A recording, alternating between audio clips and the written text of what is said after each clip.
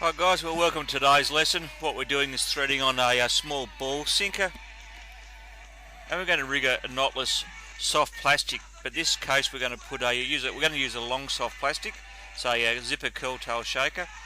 I'm going to put on a stinger hook. So the first thing we do is actually loop, wrap and pull tight on the stinger hook. We're using a number 2 wide gap bait hook as the stinger hook.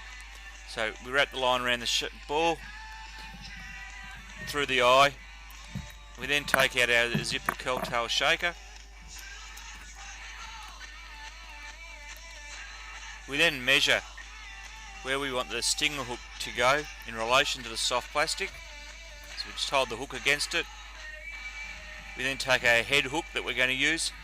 In this case it's a number 2 live worm hook.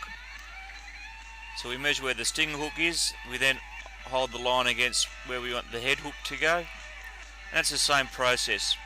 We loop the line around the ball. We then wrap the line behind the ball 3 or 4 times. And then we wrap it in front of the ball all the way up to the eye. And on this sort of hook with 6-pound leader, you probably get a good 10 wraps on there. Once it's in place, we slide the worm onto the head hook all the way up to the ball. In fact, you can slide it over the ball, it doesn't affect anything. And once that's in place, we then clip the stinger hook into the other end of the worm. Obviously we don't clip it into the curl tail section, we just leave it in the main body, so the soft plastic has got heaps of action still. And that's what it looks like. So you've got it's almost like a 5-inch curl tail shaker. Lots of action, but it just gives you every chance of hooking up the timid fish. So the first thing we do, we flick it out, we actually hook up to a small redfin. It's hooked on the head hook. It's not a big fish, but it gives you an idea of it's a big worm on a small fish.